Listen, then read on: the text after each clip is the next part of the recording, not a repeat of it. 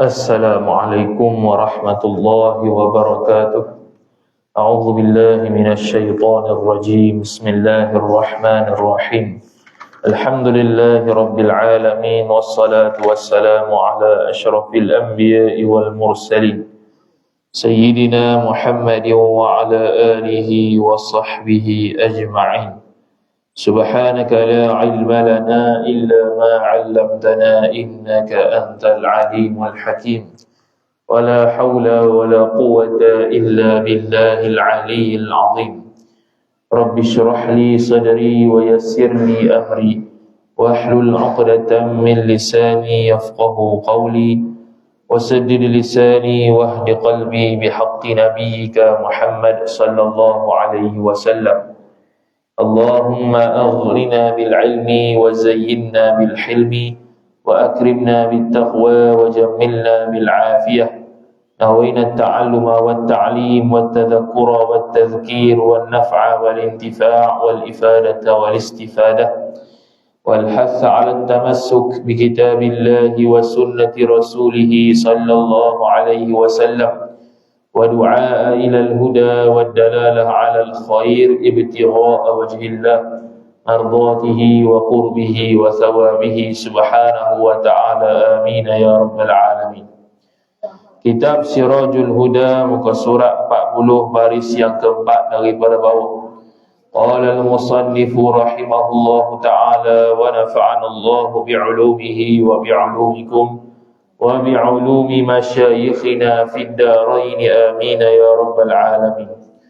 Kata pengarang Asy-Syaikh Muhammad Zainuddin As-Sumbawi rahimahullahu ta'ala, dan masuk pada yang demikian itu wajib sama bagi Allah Ta'ala dan basar dan kalam, yakni masuk di dalam tanazzuh, yakni maha suci daripada segala kekurangan. Jadi masuk perbahasan kepada kalimah makna la ilaha illallah Muhammadur Rasulullah. Jadi kita sudah belajar berkenaan dengan sifat-sifat ketuhanan. Kita sudah belajar berkenaan dengan sifat-sifat kenabian. Maka dia hari ini dia akan simpulkan di belakang berkaitan dengan makna la ilaha illallah Muhammadur Rasulullah.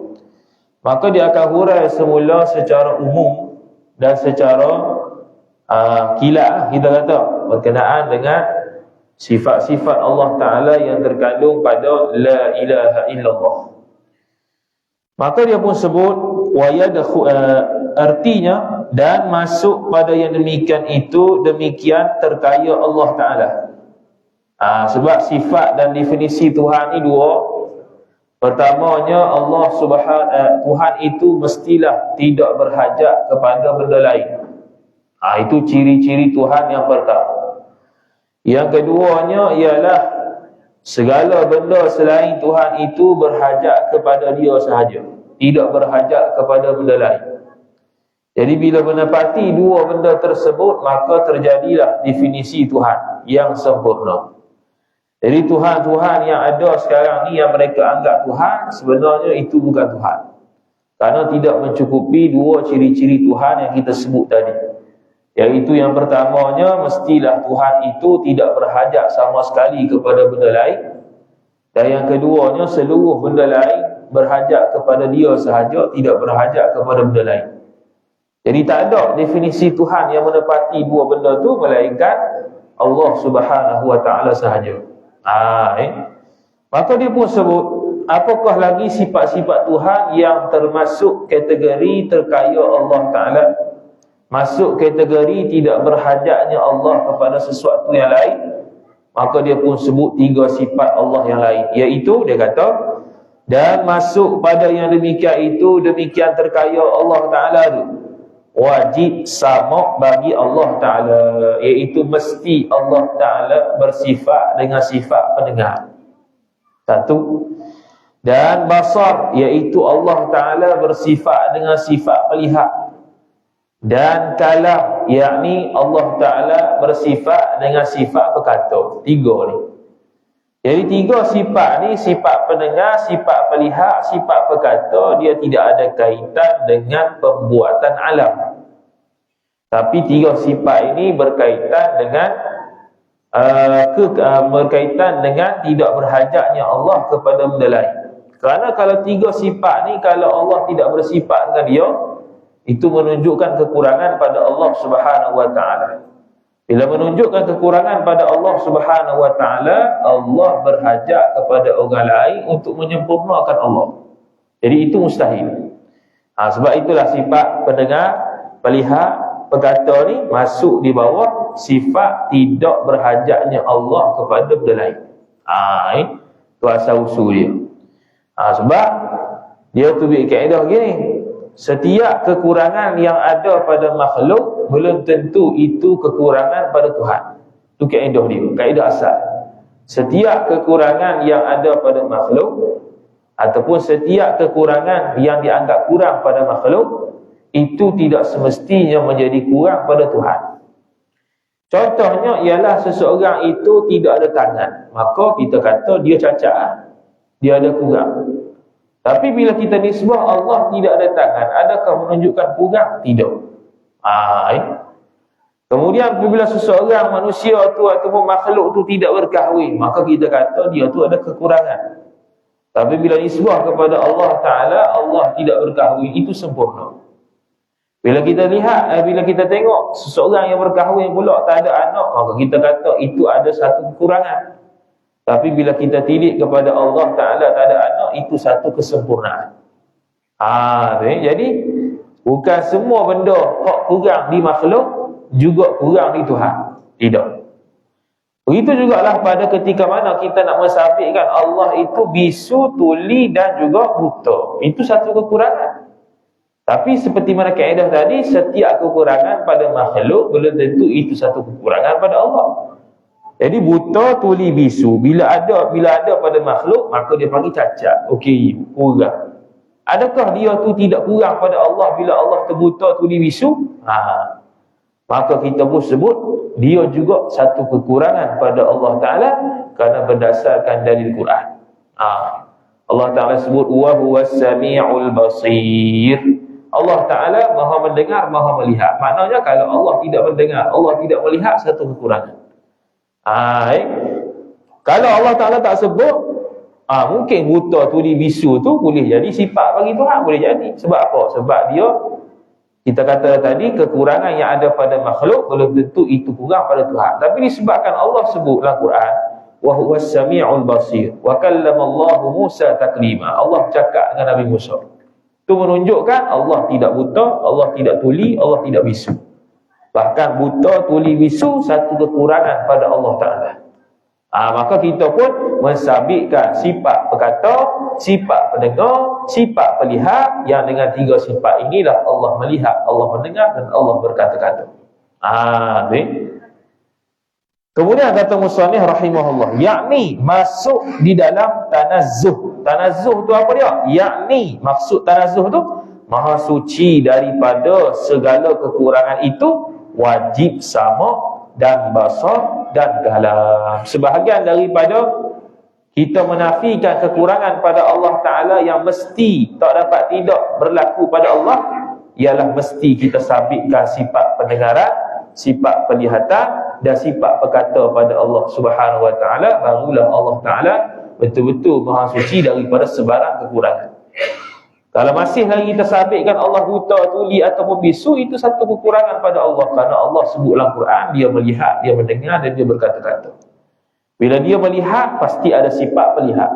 Bila dia mendengar, pasti ada sifat pendengar. Bila dia berkata-kata, pasti ada sifat perkata. Bila dia mengetahui, pasti ada sifat pengetahuan. Itu dia panggil sifat ma'ani itu. Pelihat, perkata, pendengar, pelihat dan pengetahuan. Itu dia panggil sifat ma'ani. Bila sifat ma'ani sabit di Tuhan, Allah mengetahui, berkuasa, mencipta, berkehendak, melihat, mendengar dan sebagainya.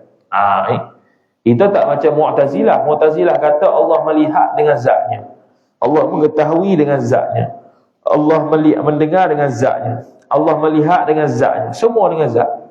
Dia tidak mensabitkan sifat ma'ani yang namanya pelihat, pendengar, perkata. Tapi dia mensabitkan Allah melihat. Sebab Allah sebut dalam Quran, wa huwas sami'ul basir. Jadi Mu'tazilah kata, tak ada pun Allah sebut sifat ma'ani. Allah sebut Allah Maha mendengar, Maha melihat saja. Mana ada sifat ma'ani, pelihat, pendengar, perkata dan sebagainya tu? Maka ulama Ahlus Sunnah jawab. Kata, wa huwas sami'ul basir, kena main ikut bahasa. Bila seseorang itu kita kata dia boleh mendengar, pasti ada sifat pendengaran. Tu. Ada tak boleh terima kita ni, kita dapat mendengar tanpa ada sifat pendengaran. Yang mana sifat pendengaran ni lawannya bisu. Lawannya tuli. Kalau dia tuli, pasti tak boleh dengar. Dan kalau dia ada sifat pendengar, bukan tuli, belum tentu juga dia dengar. Tapi ada kekuatan ataupun ada kebolehan untuk mendengar. Kalau dia ada sifat pendengaran, dia tutup telinga. Contoh kalau makhluk ni, tak dengar juga. Tapi bila dia buka telinga, dia dengar.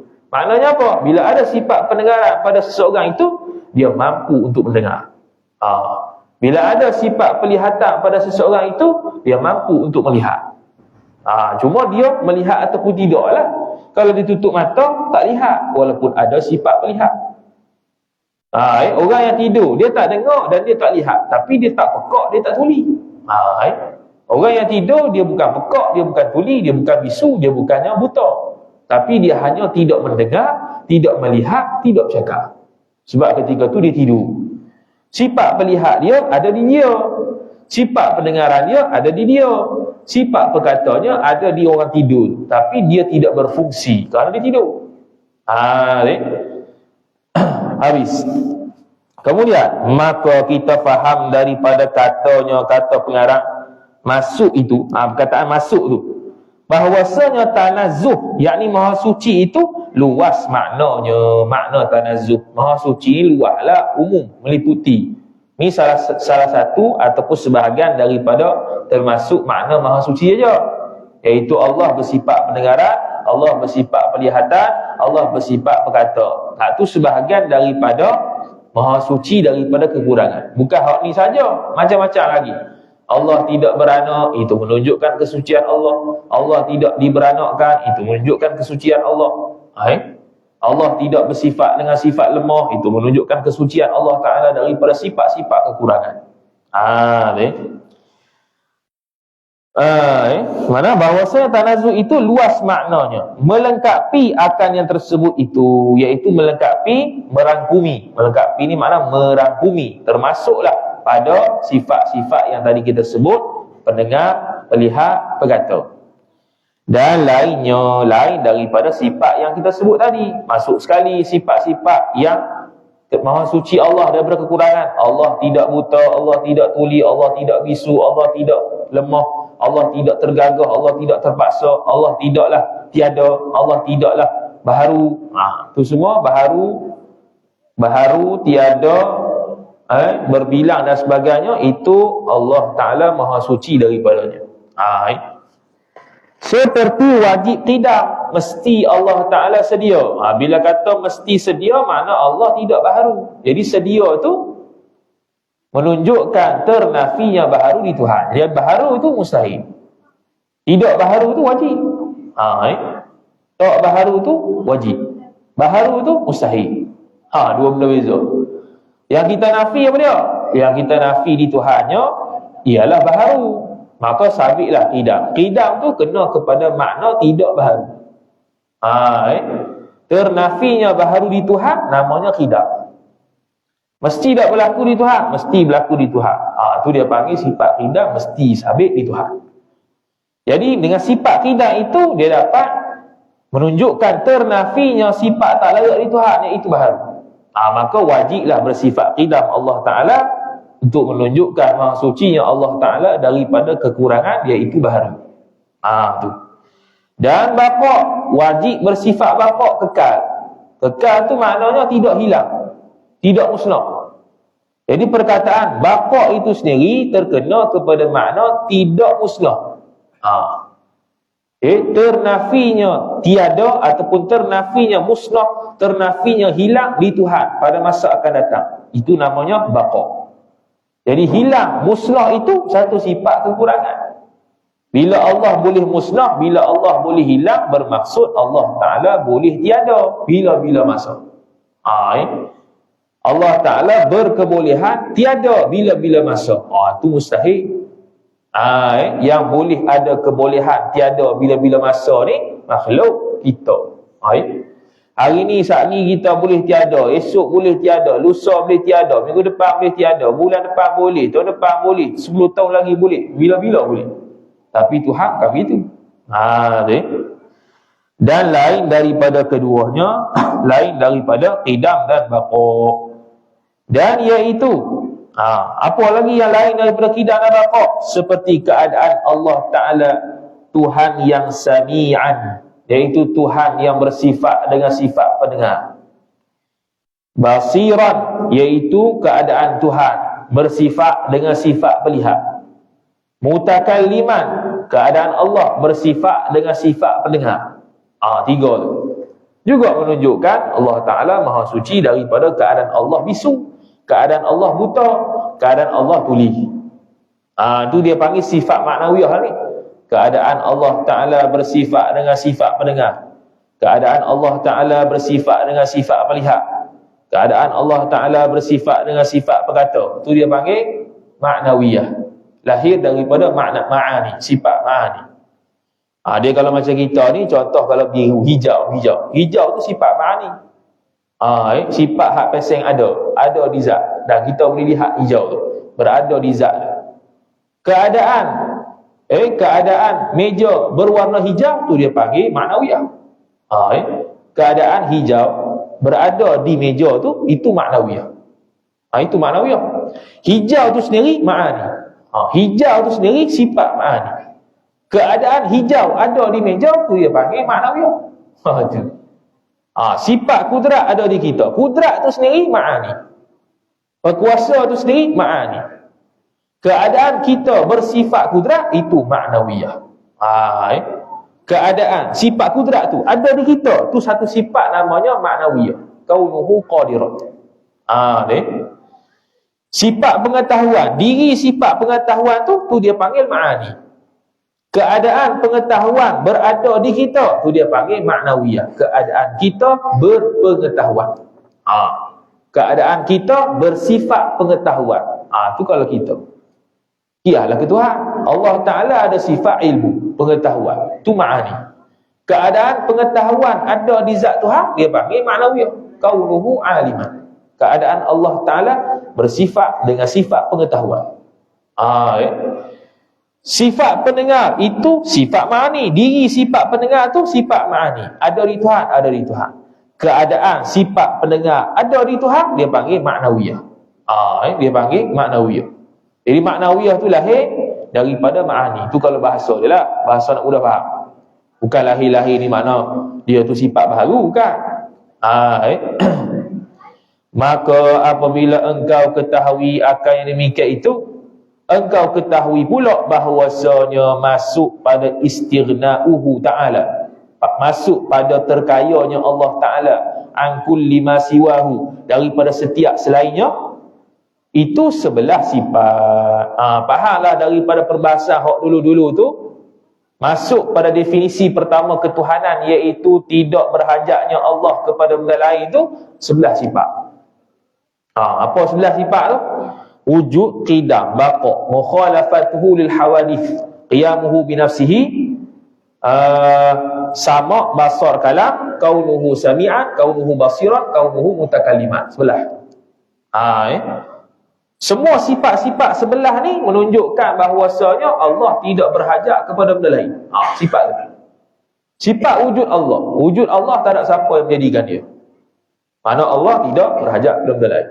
Bila Allah wujud, Allah Ta'ala tidak didahului oleh tiada. Dia panggil qidam. Bila didahului oleh tiada, makna dia baru. Macam kita tak ada 1990. 1992 baru ada. Makna kita ni baru. Kita bukan qidam. Kita wujud, tapi wujud kita baru. Wujud kita bukannya sedia. Wujud kita bukannya qidam, bukan macam Tuhan. Jadi siapa yang bila Allah Ta'ala kewujudannya itu sedia, kewujudannya itu tidak dimulai oleh tiada, maka dia tidak berhajat kepada benda lain untuk mengadakan dia. Sebab dia tak ada mula. Barang tak ada mula ni. Allah Ta'ala ni jenis tak ada mula. Bila jenis tak ada mula, dia tak berhajat kepada orang yang memulakannya. Itu menunjukkan terkaya Tuhan. Bila kita mensabitkan pula Allah Ta'ala itu sedia, pasti dia itu kekal. Kekal ni apa dia? Allah Ta'ala tidak dihubungi oleh tiada, tidak terkait dengan tiada pada masa akan datang. Tu dia panggil baqa, kekal. Kalau Allah Ta'ala akan berhubung, akan berkait dengan tiada, makna mesti Allah berhajat kepada sesuatu yang meniadakan dia. Barulah Allah ni tiada pada masa akan datang. Maka Allah pun akan jadi fana, hilang, musnah, tidak lagi bersifat baqa. Baqa mukhalafatuhu ta'ala lil hawadith. Allah Ta'ala tidak serupa dengan makhluk. Bila Allah Ta'ala kalau serupa dengan makhluk, pasti orang lain yang mencipta Tuhan, menyebabkan Tuhan tu sama dengan makhluk. Disebabkan dia tak berhajat kepada benda lain lah, Allah Ta'ala dirinya itu tak sama dengan makhluk. Tak sama dengan makhluk. Kalau Allah Ta'ala itu dirinya diciptakan oleh orang lain, pasti orang lain mencipta Tuhan sama macam kita. Ada spesies-spesies baru, ada spesies-spesies makhluk. Tapi Allah tak begitu. Qiyamuhu bi ta'ala bi nafsihi. Allah tidak berhajat kepada pencipta. Jelaslah ni. Ini menunjukkan Allah Ta'ala memang tak berhajat kepada apa-apa. Allah tidak berhajat kepada zat untuk ada Allah Ta'ala. Itu pun sama, jelas. Menunjukkan Allah Ta'ala tidak memerlukan kepada orang lain. Lepas tu sifat sama basar kalam. Itu teranglah tadi. Sama basar kalam tu, kita sabitkan Allah bersifat pendengar, pelihat dan berkata tu kerana Allah sebut dalam Quran. Kalau nak ikut kaedahnya, setiap benda kekurangan pada makhluk belum tentu itu kurang pada Tuhan. Itu kaedah. Seperti mana kita kata, tangan kalau tak ada di makhluk itu kurang, tapi di Tuhan kalau tak ada tangan itu sempurna. Makhluk kalau tidak berkahwin itu kurang, tapi kalau pada Tuhan itu sempurna. Makhluk kalau tidak ada anak selepas berkahwin itu kekurangan, tapi bagi Allah sempurna. Dan kalau bagi makhluk buta, tuli, bisu tak sempurna, tapi bagi Tuhan nak kata tak sempurna perlu dalil. Maka dalilnya wa huwas samiul basir wa kallama Allah Musa taklima. Sebab kalau ikut kaedah asal, buta, tuli, bisu juga tak semestinya itu kekurangan pada Allah. Sebab itu kekurangan pada makhluk tak mesti kurang pada Allah. Tapi disebabkan dalam Quran sebut wa huwas samiul basir wa kallama Allah Musa taklima. Allah Ta'ala maha mendengar, maha melihat. Allah Ta'ala berkata-kata, makna menunjukkan Allah Ta'ala kalau tuli itu satu kekurangan.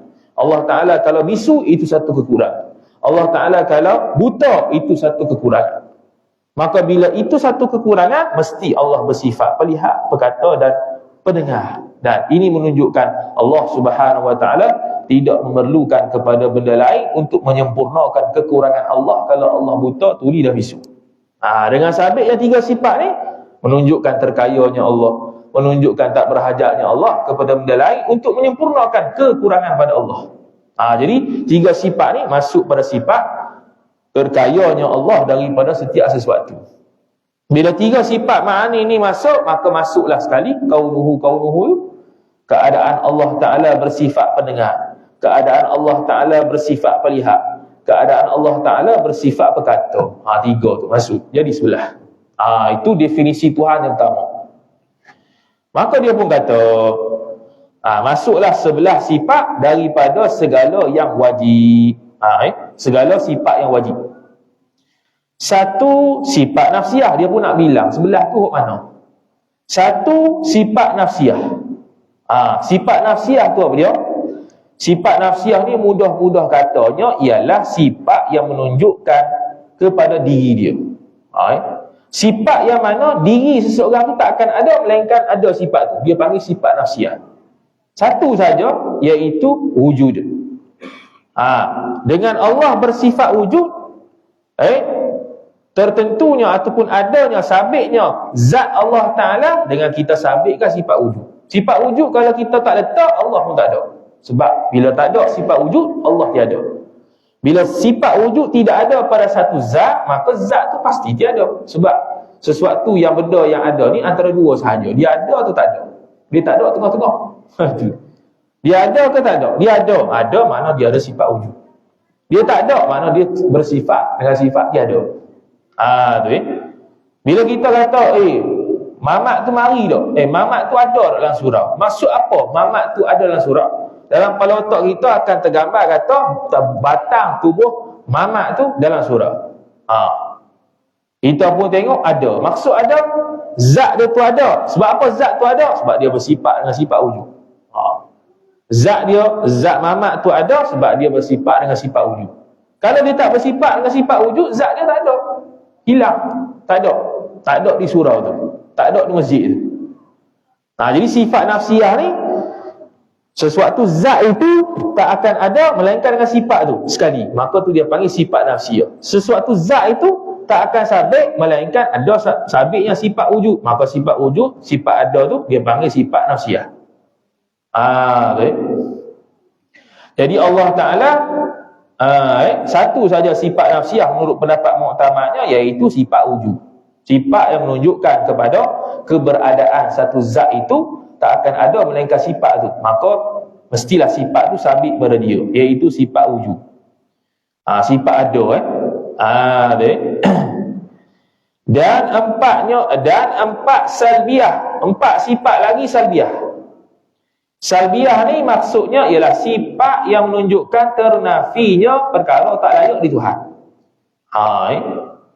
Bukannya sifat yang menafikan benda tak layak, bukan. Setengah kita, termasuk kita ni, sifat yang menafikan sifat yang tak layak, itu salbiah dia kata. Kalau pergi kitab-kitab yang belakang sikit, kitab Yawi, kitab Baqarah Al-Amani, karangan Tok Diskam dan sebagainya, dia akan sebut sifat tu sifat ternafi perkara tak layak di Tuhan. Sifat yang menunjukkan ternafi perkara yang tak layak di Tuhan. Jadi apa beza ternafi dengan menafi? Ni halus. Ternafi dengan menafi. Kalau gelas kosong, kita pun kata ternafi air daripada gelas. Maksud ternafi air itu, air dalam gelas tu daripada awal tak ada dah. Itu ternafi. Kalau menafikan air dalam gelas, makna gelas tu ada air, kita campur buang, tu menafikan. Jadi menafikan ni memerlukan kepada perbuatan seseorang. Kalau ternafi ni, dia tak memerlukan perbuatan seseorang. Ternafi ni sejak awal lagi tak ada dah benda tu. Jadi sifat salbiah ni, bila kita sebut satu-satu sifat salbiah, itu menunjukkan ternafinya sesuatu yang tak layak di Allah sejak azali. Bukannya Allah baharu, kita nafi, bukan.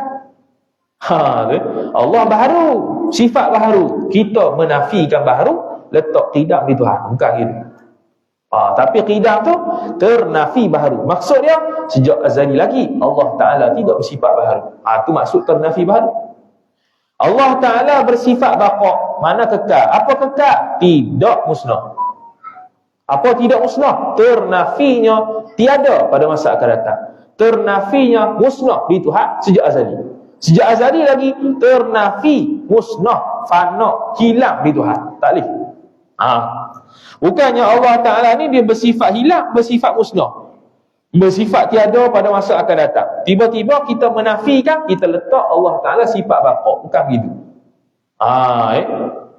Jadi sifat salbiah ni merujuk kepada sifat yang ternafi satu benda, satu sifat yang tak layak di Tuhan. Keesaan Allah Ta'ala, wahdaniyah, esa. Esa tu maksudnya kena kepada tidak berbilang. Tidak berbilang tu esa. Berbilang tu kena kepada tidak. Esa tu kena kepada tidak berbilang. Maksud apa tidak berbilang? Ternafinya berbilang di Tuhan sejak azali. Sejak azali lagi Allah Ta'ala tidak berbilang. Itu maksud esa. Bukannya Allah Ta'ala asal berbilang, kita pun menafikan berbilang, letak esa di Tuhan. Bukan begitu. Tu salbiah. Jadi empat sifat salbiah, iaitu sifat salbiah empat tu. Qidam, iaitu sedia, dan baqa', iaitu kekal, dan mukhalafatuhu lil hawadith, bercanggahnya Allah Ta'ala dengan sesuatu yang baru. Allah Ta'ala tak sama dengan makhluk walaupun 1%. 1% walaupun satu sisi pun tak sama dengan makhluk. 1% sekalipun tak sama dengan makhluk. Apatah lagi lebih daripada 1% lagi tak sama dengan makhluk. Tak sama dari sudut zat, sifat, perbuatan. Perbuatan Tuhan tak sama makhluk. Perbuatan Tuhan memberi kesan, perbuatan makhluk usaha ikhtiar. Sifat Tuhan tak sama dengan makhluk. Sifat Tuhan kekal abadi, sifat makhluk tidak kekal abadi. Sifat Tuhan itu sifat Tuhan itu sedia, tidak baharu. Sifat makhluk baharu. Sifat Tuhan tak berhajat kepada orang menjadikan dia. Sifat kita berhajat kepada Allah menjadikan dia. Jadi beza sifat Allah dengan sifat makhluk. Beza pula dari sudut zat, lagi senang. Zat Allah Ta'ala tidak boleh berjelas tanggal, tidak boleh terpotong, tidak ada bahagian tertentu.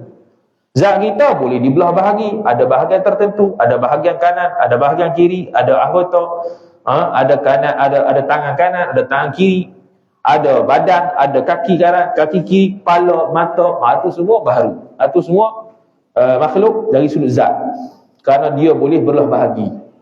Benda yang boleh terima bahagi inilah dia panggil sebagai jisim. Jisim tu benda yang boleh terima bahagi. Boleh belah, boleh potong, boleh potong lah. Zat Allah Ta'ala tak boleh potong, tak boleh belah, tak boleh cungkir mana-mana, tak boleh. Dia tidak ada bahagian kanan, kiri, kanan, atas, belakang ada. Di diri Tuhan tu tidak ada arah.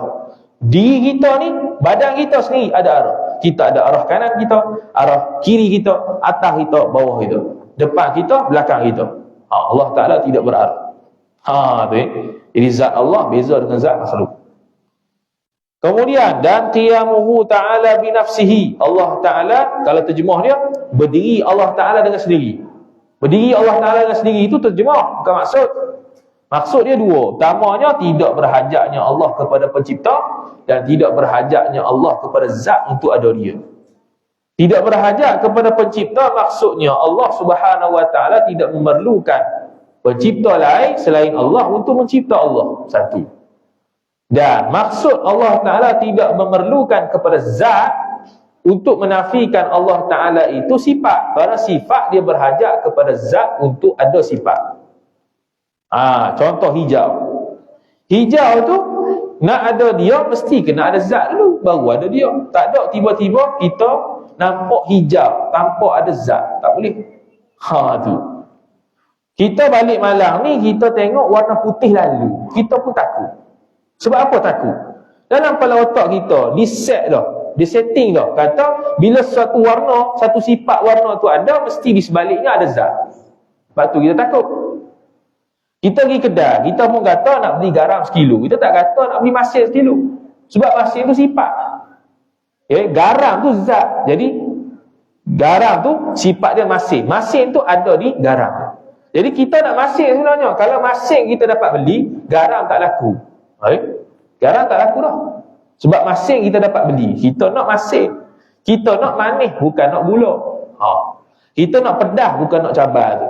Jadi kalau kita boleh beli pedas saja, masin saja, manis saja, sifat saja kita boleh beli. Zat saya beli. Senang kita. Murah. Tak tahu nak timbang apa. Tu, tak ada berat. Tahu-tahu saya nak beli manis. Saya nak beli manis RM10. RM10 tu yang mana? Tak tahu kok. Tu. Nak ukur apa tak tahu, sifat dia jual. Kalau ada gitu. Ada gitu tak ada. Kalau ada orang mari kedai buat gitu, tahu dah. Cegak orang gila. Tu. Sebab apa cegak orang gila? Sebab akal kita tak boleh nak kata, tak boleh nak menggambarkan, tak boleh nak kata kita ni boleh beri masin tanpa ada sesuatu, tanpa ada zat dia. Tak kisahlah garam ke, apa-apa ke, yang ada sifat masin, mesti ada benda. Tak boleh masin saja. Tu. Mesti ada gula ataupun selainnya yang berbentuk manis. Tak boleh manis saja, mesti gula ataupun selain gula yang manis. Tahap gula pun ada tahap dia. Gula hak ni kecil. Kalau kecil ni manis sangat. Kalau gula ni gula besar, sikit-sikit manis dia. Manis dia sikit, manis dia kemanisannya sedikit. Ada kemanisannya banyak. Gula yang berbeza-beza tahap. Allah Ta'ala letak kemanisan berbeza-beza, sifat yang berbeza-beza. Tu Jadi sifat kita tak boleh tergambar dalam kepala otak kita, dia tu ada tanpa ada zat, tak boleh. Jadi begitulah Allah Ta'ala, dia bukan begitu. Dia bukan macam sifat. Allah Ta'ala nak ada dia, mesti ada zat untuk ada dia. Macam tu Allah Ta'ala sifat. Allah Ta'ala bukan sifat, Allah Ta'ala zat. Allah Ta'ala diri dia tu zat, bukannya sifat. Gitu. Dan 3 daripada sifat al-ma'ani, iaitu sifat al-ma'ani tu macam tadilah, sama, basar, kalam. Sifat perkata, sifat pelihat, sifat pendengar. Sama tu pendengar, basar pelihat, kalam berkata. 3 ni. Bila 3 ni bersifat ya Allah Ta'ala, tubiklah maknawiyah 3. Dan 3 daripada sifat maknawiyah, iaitu dan keadaannya, keadaan Allah sami'an, basiran, mutakalliman. Dia cakap aku Arab belakang. Tu. Apa dia? Keadaan Allah Ta'ala bersifat sami'an, keadaan Allah Ta'ala yang bersifat pendengar. Keadaan Allah Ta'ala yang bersifat pelihat. Keadaan Allah Ta'ala yang bersifat perkata. Begitu. Tu maknawiyah. Dia apa tugas maknawiyah ni? Kenapa kena buat maknawiyah? Sebab nak menunjukkan sifat ma'ani tadi itu ada di zat Tuhan. Itu saja. Sebab sifat ma'ani dengan zat, dia dua benda yang ada benda persamaan, iaitu sama-sama ada. Hijau dengan meja sama-sama ada. Maksud ada ni ialah dapat dicerak, dapat ditangkap salah satu panca indera yang 5 kita ni. Itu dia panggil benda ada. Contoh manis. Manis ada sebab dapat kecap dengan lidah, walaupun tak dapat dilihat, walaupun tak dapat didengar, walaupun tak dapat disentuh, walaupun tak dapat dihidu, tapi dicerak melalui panca indera lidah. Maka dia ada. Masin, pahit, manis tu ada. Jadi bila ada, dia panggil sifat ma'ani tu. Tu sifat ma'ani. Jadi sekarang ni sifat ma'ani dengan zat sama persamaan dia, iaitu dua-duanya ada.